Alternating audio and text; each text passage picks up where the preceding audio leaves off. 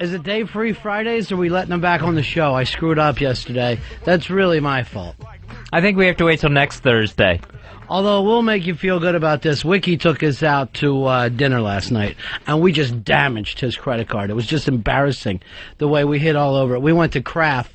Who's the big celebrity chef there, Fez? Tom, I want to say like Curcielli or something like that. That would be a nice racist way to put it, but we just can't throw out any Goomba name and think we can get away with it.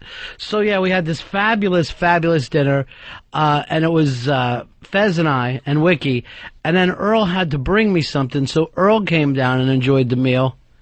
Everybody there once again except for Eastside Dave, the man who's been missing just tons of the food, just hasn't been not involved in the dinner situation.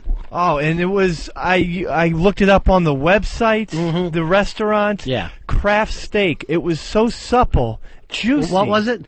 Supple and juicy, and it looked so delicious. I couldn't believe, and I was in my pajamas eating like Doritos. It was so depressing. Here was the other part of it. Then, walking by us on the way to the bathroom, Elaine from Seinfeld, the beautiful Julia LouisDreyfus, who literally had to rub past us on her way to take a long, hot pee.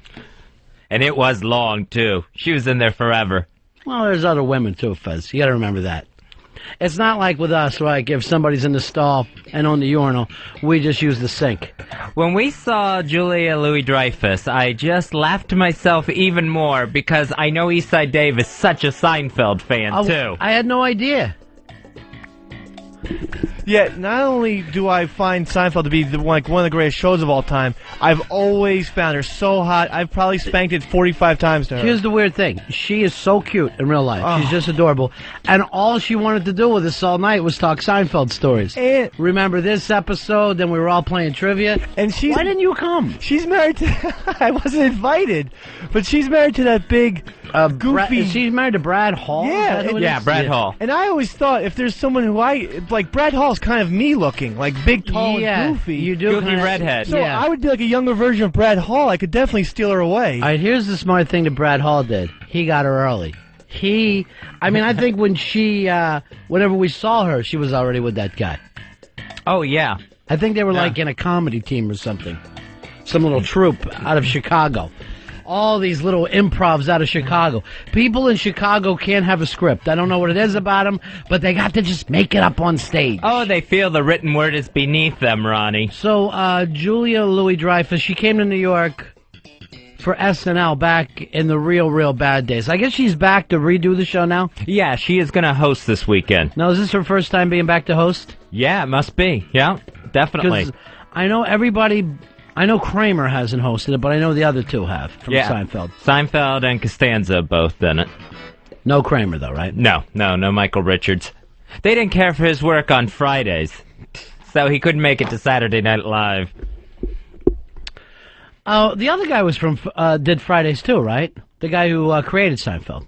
Oh, yeah, Larry David. Yeah, did he do Fridays? I believe he did. I think so, I think that's where he met Kramer. See, we know half facts, ladies and gentlemen. We know just a moment here or there. Here is Ray. Ray, you're on Run Fez. Ronnie. Yes, sir. Dave just said he was in his pajamas. Yeah, you know what? I let that get by me. You did. That big mongoloid. What are you doing? You're living alone, wearing pajamas. Pee-wee. They're really comfortable, and I have little slippers. The whole point of living alone is that your dick should be swinging at all times. They got footies in them? Fez, you're not a pajama wearer, are you? No, I do not wear pajamas. What do you wear to sleep? I wear a loose-fitting T-shirt and gym shorts. Oh, I'm so glad you said gym shorts. I just had the picture of you in a nightie. So why do you do that? In case there's a fire in the middle of the night? You know what's weird is, you know why I wear a shirt to bed? I have dreams that people come in my house. If I used to go to sleep without a shirt on, right, my dreams that night are that people show up in my house and I'm all embarrassed because I'm not wearing a shirt. It's very odd. It happens every time I try to sleep shirtless. You really, and I mean this in the kindest way, you need a fucking shrink. You got to go in there and bolt the door. Isn't You're it not weird? a guy. You're just not a guy. You're definitely not a girl, but you're not a guy either. Yeah, anytime I sleep shirtless, I have that weird dream that I'm in front of people shirtless. This was supposed to be the time that we all make fun of Dave for being weird. And then you have to go running out and saying this crazy story. I want this to be Fez Takes No Hassle Friday. But do not point at yourself and yell out, I have dreams, I'm embarrassed that people saw my man titties. It's just, I can't tell you how little it matters, Fez. It's a phobia like anything else. But do you have anything but phobias? God forbid that spotlight was off your weirdness for a second. You had to bring it back like the dancing frog from WB. I don't even know if that metaphor made it even the slightest bit of sense. I think it's why I don't sleep in my underwear when either. You see someone else shit themselves, don't you yell out, hey, I've got a turd in my pants too. Keep it quiet. Gotta keep my turds to myself. Paul, you're on Ron and Fez. How are you, buddy? Hey, boys. Good morning. Good morning to you. Listen, also a couple other characters on Seinfeld that were on Fridays. The rabbi. The rabbi did Fridays, you're right. The rabbi who started to hit on Elaine, he was a regular cast member on Fridays. Who else? And also... the guy with the mustache, right? Played a small part on Seinfeld, one of the episodes. No, there was a mom with a kid that Seinfeld was cursing in front of the kid, and the kid kept repeating the curses. Now, I'm not even sure if everybody remembers Fridays. This was I believe, early 80s ripoff of Saturday Night Live that came on Friday night, called itself Fridays, was completely, not even like Mad TV where it's somewhat different, but was really just a West Coast Saturday Night Live, and it only lasted 2-3 seasons tops. Yeah, Larry David did work for both shows. Larry David worked for Fridays first, and then came over as a writer for Saturday Night Live. SNL, yes. Yeah. And they always had they had actually edgier musical guests too. I remember the Clash did the show. Jim Carroll did the show. Yeah, Jim Carroll did the show. They were trying to sell themselves as sort of like a real punk. Not a punk rock version of SNL, but well, you know, when at the same time in the early 80s. Lauren had left, and it got very, very corporate with the guests. That's when they started to pick the, who's got a #1 single musical guest, which may be good for that week's bump, but doesn't hold up history-wise. You know what I'm saying? Yeah. That's when, I think it was Dick Ebersol took over. Dick Ebersol took over for like 3-4 years, and that's when he went from, okay, it's the Eddie Murphy show. He tried to fix that, too. It's the Yankees. We're just going to go out and get and buy as much talent as we can. It's not a real team. It's all-stars who each do their own scene. So that's when they brought in Billy Crystal and Chris Guest. And Martin Short. Martin Short, who had been big on Saturday Night Live. But, Julia Louis-Dreyfus. Is that a Julia? Julia. Yeah, I call her Julie now because, unlike Dave, I spent the last night playing Seinfeld trivia with her. Which, Dave, I wish you would have been there, jammies. I wish you would have got out of your jammies and come down. She was one of those people who did not do well on Saturday Night Live, and there's a lot of them that went on to do well in the rest of the show business. Yeah, Joan Cusack was the Saturday Night Live girl. Yeah, but I call that cheating because she was already Joan Cusack before she went to Saturday Night Live. That's one of those people that they tried to bring to Saturday Night Live that you already know. Yeah, they did the same thing with Randy Quaid. They brought in Randy Quaid. Right, Randy Quaid was already Randy Quaid before he got there. Robert Downey, they did it with. But Sarah Silverman was on Saturday Night Live for a little while. Did not do well. Did not work out for her. Janine Garofalo. Another good name. She came on. Nobody cared. Jay Moore never really hit on Saturday Night Live. He hit after. Well, very underutilized was Chris Rock. Chris Rock was there for a long time, never found his pacing. And really, when you look at it, he's still not an actor yet. I mean, the stuff that he's really funny at is his own stand-up. But when you see a Chris Rock movie, you don't find yourself laughing. And I think Chappelle was a featured guy for like a minute on SNL, I think for a season. Really? That I don't remember, but it is possible because the Whalen brother, he was on there and didn't do well. And then he went on and did great, with his own brothers. Damon. Yeah, Damon Wayans. I can't tell which one. It's one of them. The one who probably did better than the rest of them. That's Damon. Yeah. Here is Tony. Tony, you're on Run Fez. What's up, buddies? Hey, buddy. 2002. What's happening? Hey, I just want to go down this line about Fez and his gym shorts. Are those You like see those what happens, Fezzy? I didn't mean to start a controversy. Well, you don't start a controversy, but there was no reason for you to find yourself in the bucket. It was somebody else's time. Hey, Ronnie, one other thing. I just want to know, or a little add to the show. Remember the motorcycle gang leader from Any Which Way But Loose? Any Which Way You Can? Great. I remember the motorcycle gang. I don't know if I remember the leader. I remember the fat little round leader, but I don't remember his name. Yeah, you guys got to get his quotes on the show. That guy's the best. Now, are you sure you don't have him with the fat little leader of the motorcycle guy from the beach movies, like the Frankie Avalon movies? No. I'm talking Remember that guy, Fez? I totally remember that guy, yeah. I adore her. I idolize her. She's the best. 866-RON-0-FEZ. 866-RON-0-FEZ. Hey, John, you're on Ron and Fez. Hey, Ronnie, Johnny the Greek from New York. I just want to remind you, wasn't Fridays the show where Michael Richards and Andy Kaufman pulled that gag on Jack Burns where they broke character and Burns freaked out and tried to kill Andy Kaufman live But here's the thing, Burns was also in character. Oh, so it was a setup the whole time? Yeah, the whole thing was just wrestling. So Andy came in, wrote a wrestling bit. Everybody went with it. Then when they did the spin, they still acted like half of it was real.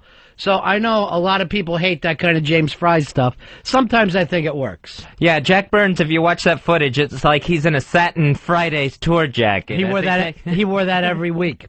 As he took the stage. That was the Eagles tour jacket look. That was very big in the late 70s. Linda Ronstadt used to have that jacket, and it was like, I'm a sexy skater. Not rollerblader, roller skater. Here's Ryan. Ryan, you're on Fez. Hey, what's up, buddy? Hey, buddy. Kind of like Brad Hall, a guy who absolutely did nothing on Saturday Night Live, was A. Whitney Brown. Remember that guy was on for years. A. Whitney Brown is actually brilliant. Just a brilliant writer. And I don't know whether Saturday Night Live ever worked out for him, but a lot of the people who did Saturday Night Live will tell you, like, one of the funniest people they've ever met is A. Whitney Brown. Really? Yeah. Some people can write, but they're not really performers. Or I always thought he was a great stand-up, too, but he's very, very laid back. 866-RON-0-FEZ. 866-RON-0-FEZ. Here's Rob. Rob, you're on Fez. Hey, what's going on, guys? Yeah. To bring up, y'all were talking about the motorcycle leader and Every Which Way But Loose. Yeah. His name was Chola.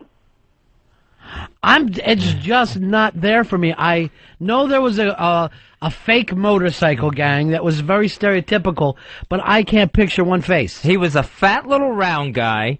Kind of looked like... I adore her. She is my idol. And on his fat belly, he had a tarantula tattoo. Johnny, you're on Run Fez.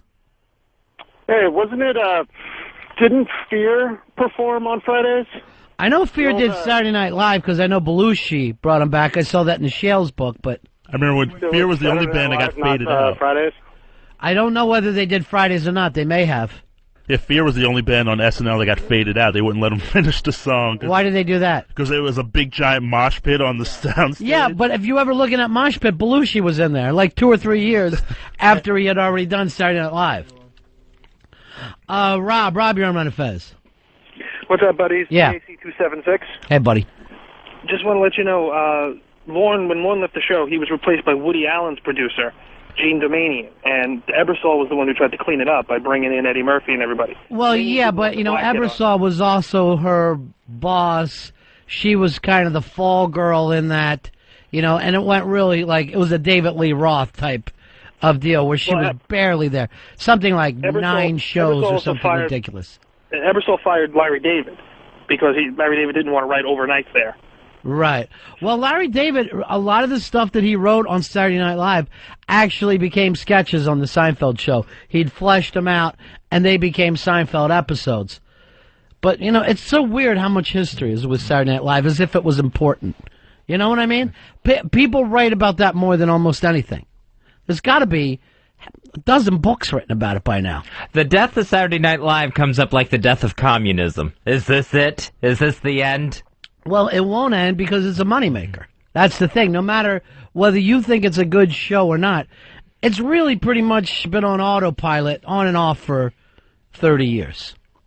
Earl and I were talking about Rolling Stone is the same way, where you're going, Jesus, this isn't as good as the old Rolling Stone.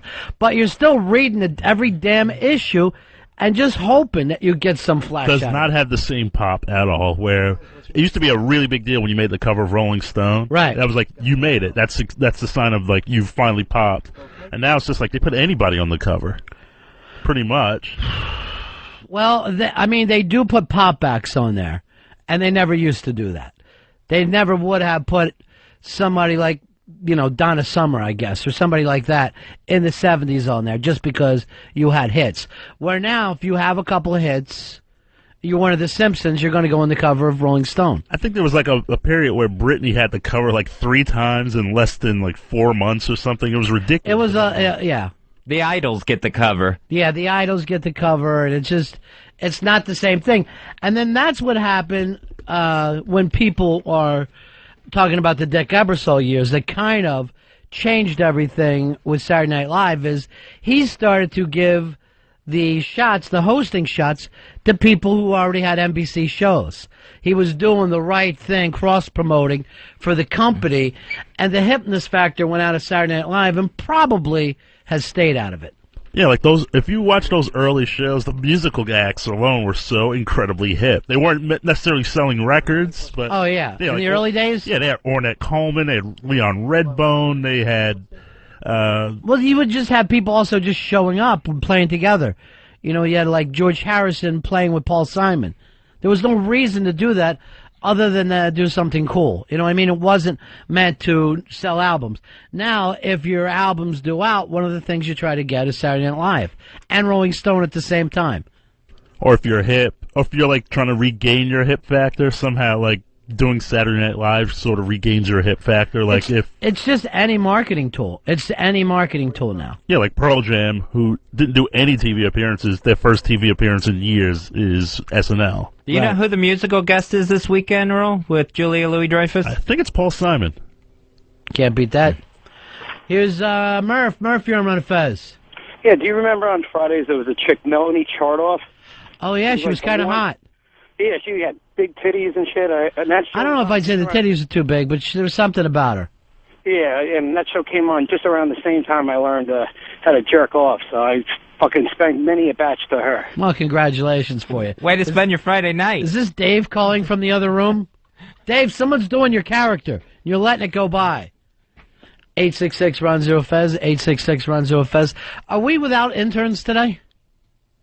Oh, okay. Pitts is here. Johnny just came in. You know, when Pitsy's here, I like to see him on the phones and not Mr. Bad Spell. But that's me. I know Mr. Bad Spell. That's another nickname that I have for Dave. Loves to be in there acting like he's running the phones, but let's face it, Pitts is the guy. Scott, you're on Run of Fez. Hey, buddies. Yeah.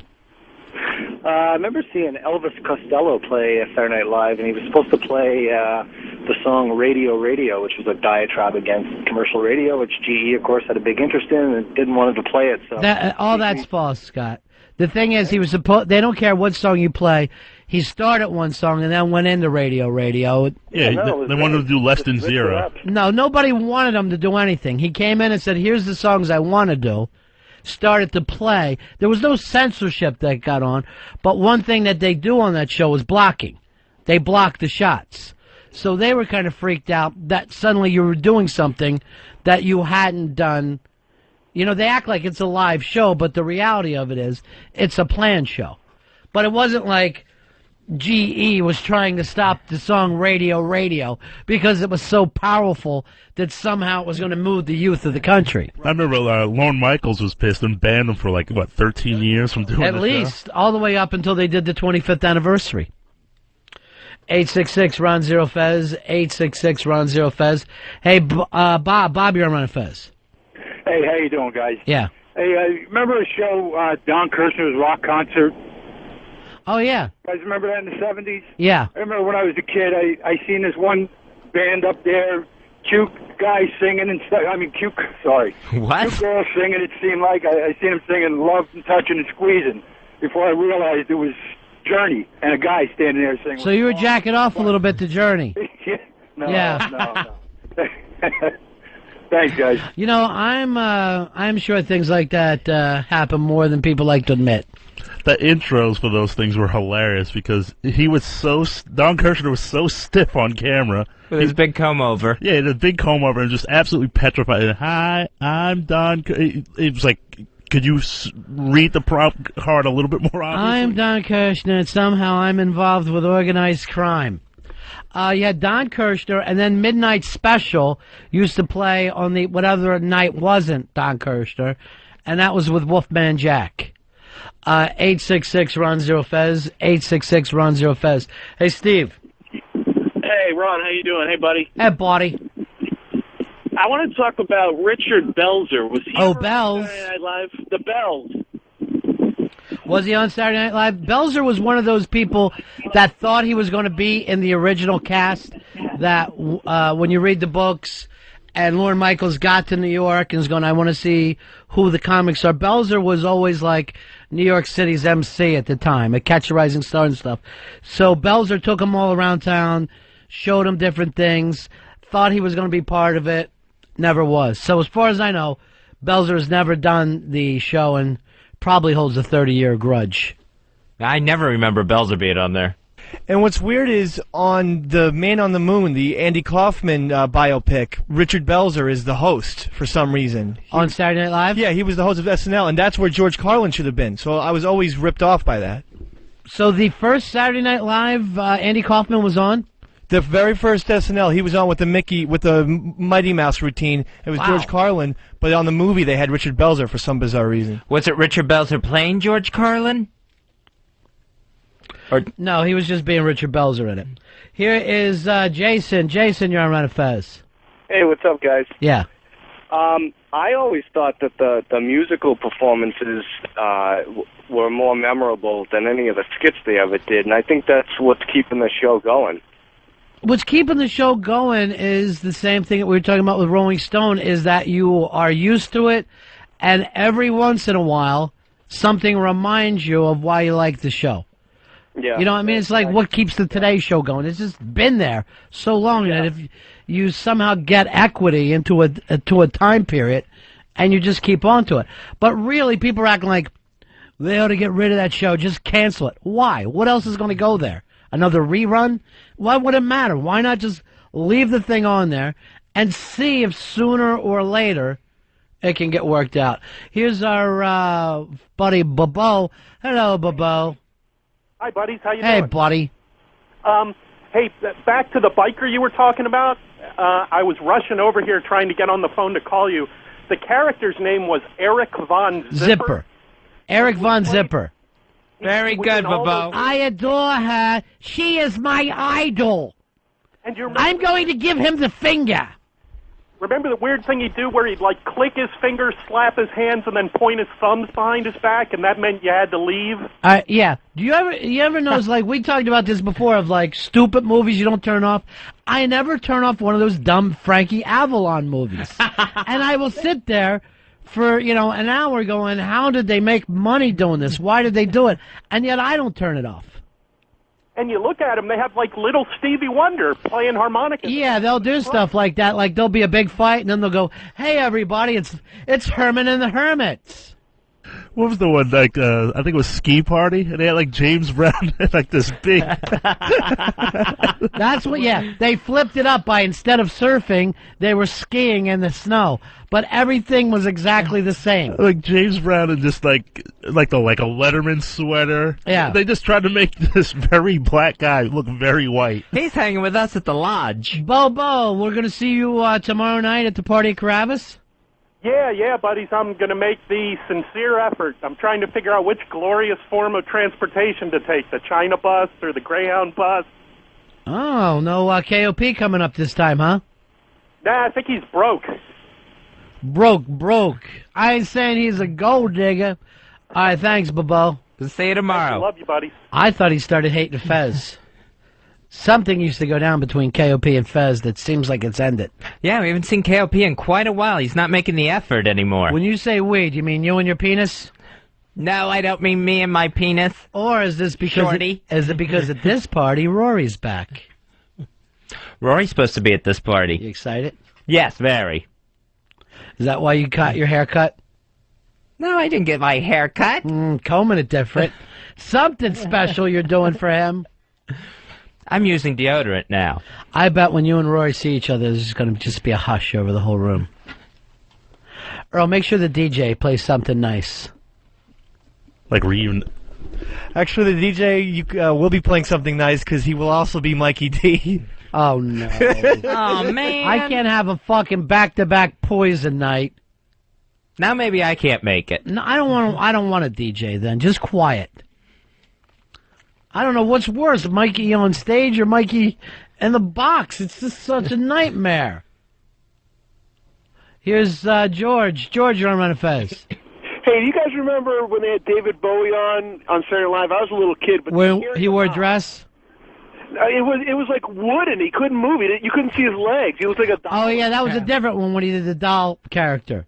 Okay, I didn't remember that one. Yeah, it was the same episode, I think. One time he was a doll. The next time he looked like he was some kind of 1945 whack that came to entertain the troops. He was so crazy for a while. Where you from? Hey, Scott. Scott, you're on Run Fez. Hey, Ron, hey, Fez. One of the best things on Saturday Night Live has always been those cartoons by Robert Smigel, like the Ace and Gary, the gay duo. Yeah. Those are hilarious. TV Funhouse, the TV Funhouse. Yeah, normally that is a high point, tell you the truth. Although I hate when they do the real audio one. That one it never makes me laugh. They just, a couple of weeks ago, that was one of their clip shows where it was just the best of TV Funhouse. Here's John. John, you're on Run Fez. Yeah, I just wanted to let you know the musical guests on SNL, they've got them out on CD. They put a 25-year anniversary out with really good stuff on it. Nirvana did Rape Me. Beastie Boys did a version of Sabotage that would just blow your speakers out. It's really good stuff. When you start to look over the 25 years of that they did then, there's a hell of a lot of high points in terms of sketches. You know, it may drive you crazy on any kind of nightly or weekly thing to be a fan, but over time, there's probably most TV high points are there. Even the like the cringe-inducing ones are really memorable. I remember Marion Faithfull did Broken English. She's all coked out, and she lost her voice like partway through the song, so she's just like whispering the song. I don't remember that at all. I'd love to see it. It's so cringe-inducing because you what year was that? Do you remember? It's like 80.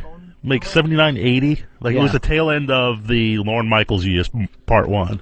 So he just brings up Marianne Faithfull because he loved her when he was younger, and then he ends up with just wrecked Marianne Faithfull, who, for people who don't know who she was a sex symbol in the 60s, you know, dating various members of the Rolling Stones, who went on to become the first Courtney Love. By the time 1980s rolled around, she was Courtney Love before we even knew what it meant to be Courtney Love. Yeah, she was kind of she had an album out called Broken English, which is an amazing album. Yeah. So they brought her on the show, and it's like watching a car crash because she's just out of her skull, and then she's trying to sing, and she's Speaking of watching a car crash, last night we saw a woman get hit by a truck. That's another thing you missed, Dave. You missed some guy in an SUV knocking a woman on her ass. I couldn't believe that. I heard the scream and the thud. I heard her umbrella hit the metal of his truck. Yeah. And then she's just out in the crosswalk.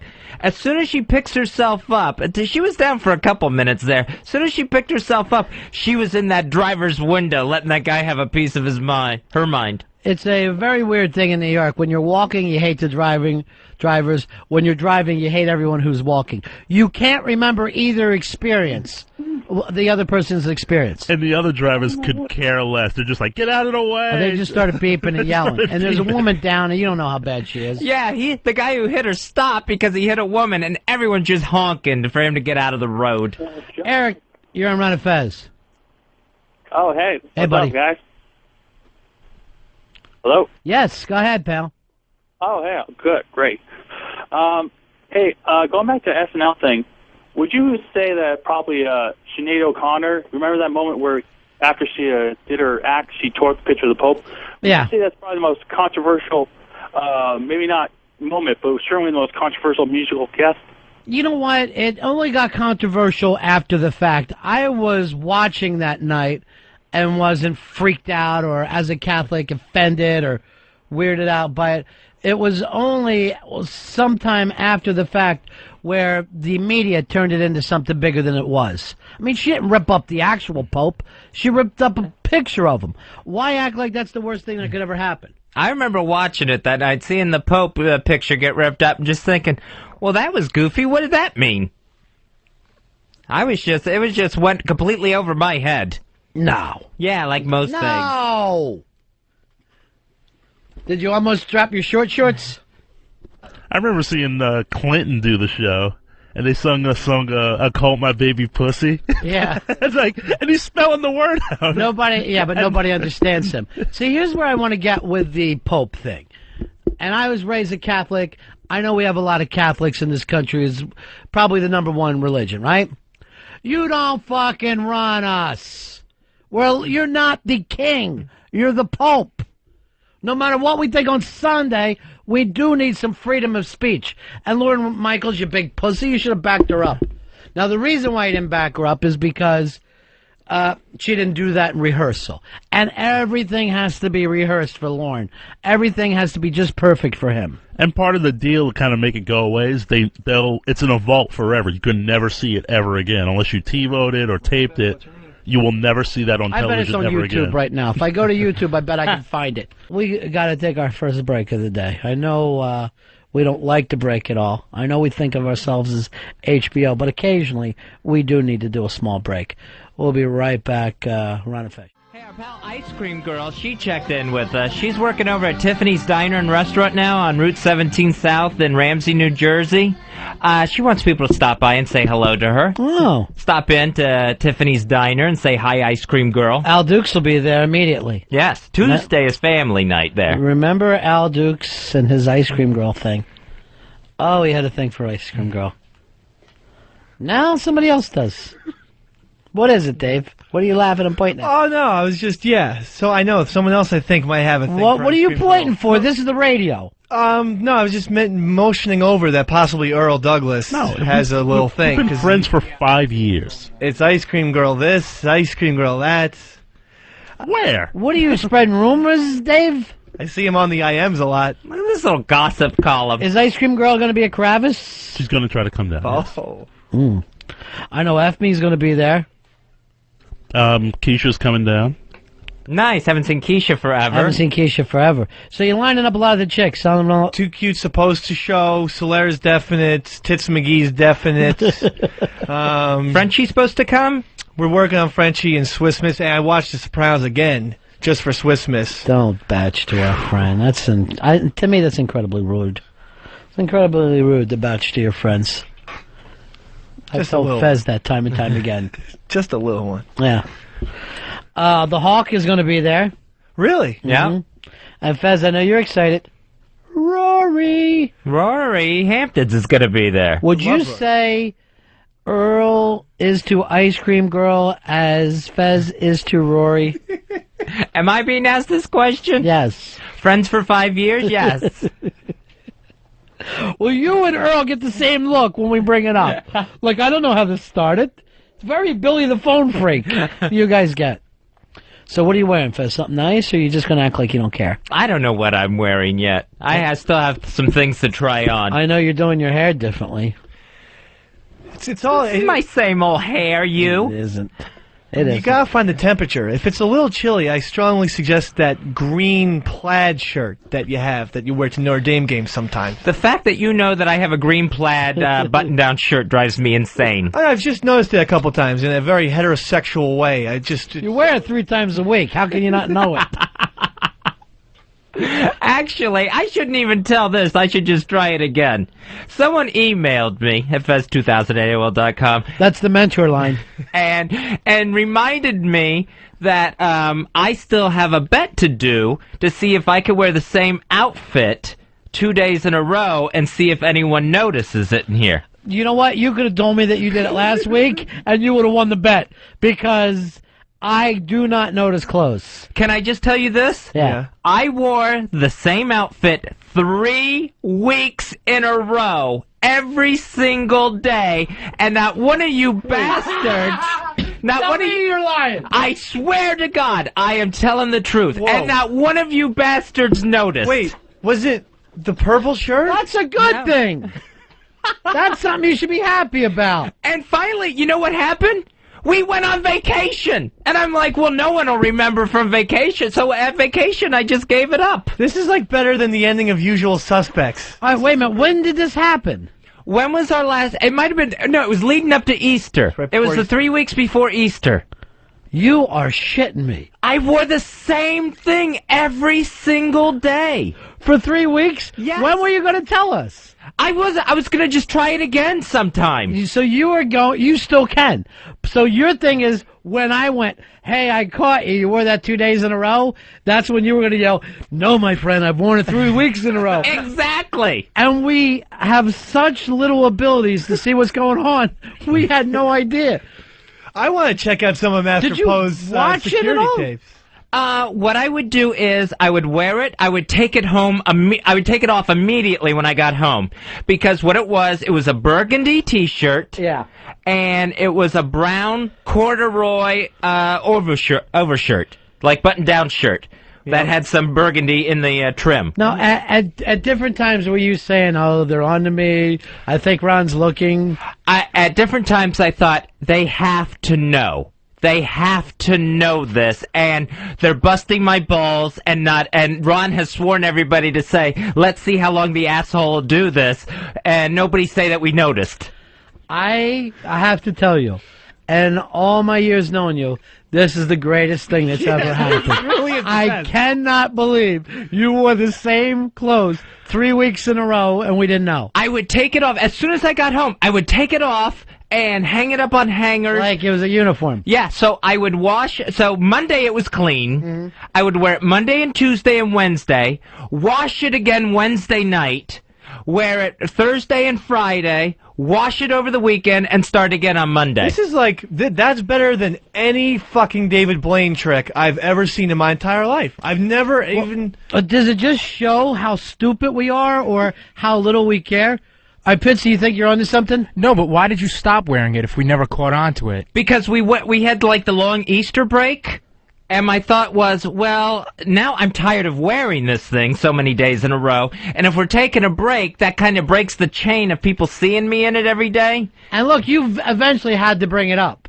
Oh, yeah. And then I just said to you as a joke, why didn't you say you did it last week? I wouldn't know, but we had no idea whatsoever. No. And I thought it was so funny that someone emailed me with this, reminding me, hey, you still have to try to pull off this bet. That is unbelievably great. You have to try this again, though. Like, not obviously I'll wear this the and outfit next week. tomorrow.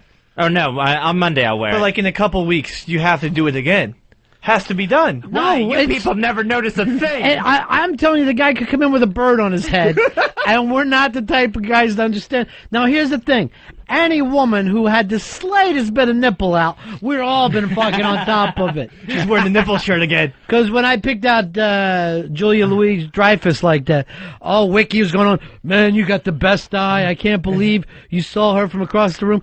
I can tell you what any fucking chick is doing. A guy, it's just like you might as well be dead. And I went to all this trouble of picking out just the right outfit to do this with. Because, like, if I had worn one of my loud tropical shirts, I figured, well, that would, you know. I doubt it. I bet you could have came in here with no shirt on for 2.5 weeks before someone went, well, hey, where's your shirt? So I picked this brown shirt out, and I thought, all right, this is noticeable enough. I can do this. That's hysterical. That's unbelievable. That's one of the greatest things I've ever heard. Thank you, Dave. I appreciate it. Well, why didn't you pick something up? I can see me not doing it. You know, now that I think about it, he's right. Brown is very camouflagey. So if you can pull that off, you can't blame it on anything other than the fact that we're disgusting and we don't care. We don't care what other guys do. Now, I do have my public apology ready for this week. And not for wearing the same outfit 3 weeks in a row. What's this for? This is where, Ronnie, I do a public apology for someone in the news unwilling to apologize him or herself. Okay. And so today I'm apologizing for George W. Bush to the Florida Senate candidate, Katherine Harris. Katherine Harris, who, let's face it, got the guy elected. She was the Florida Secretary of State who gave the election to President Bush and gave Florida's electoral votes to him so he could be president in 2000. And now him and his brother have abandoned her in her quest to become a U.S. Senator. 3 weeks and we didn't even slightly notice. 3 weeks!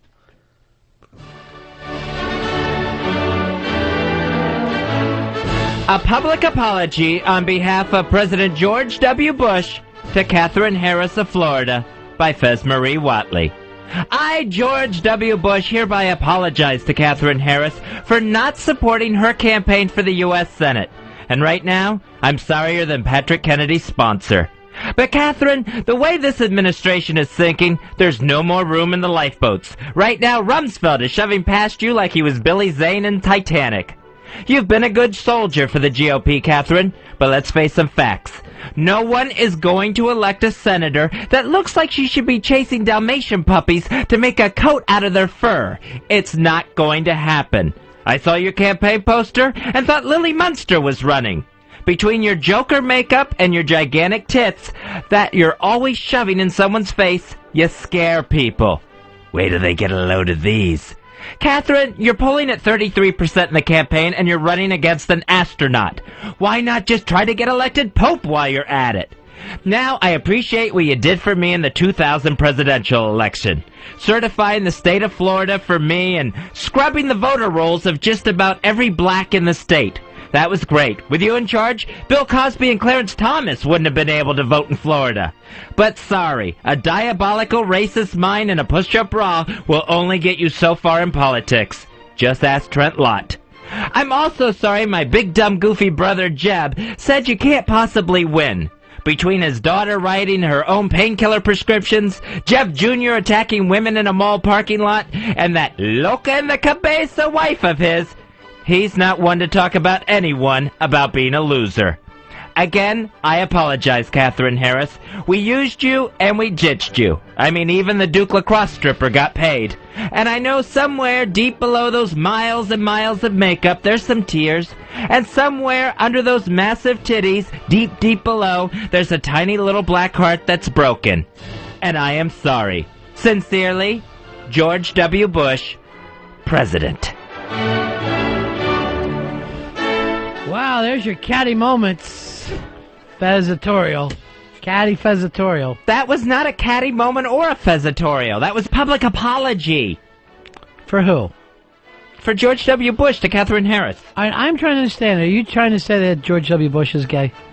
No, George W. Bush isn't gay. Oh, then why were you doing that voice? It's him. That was me.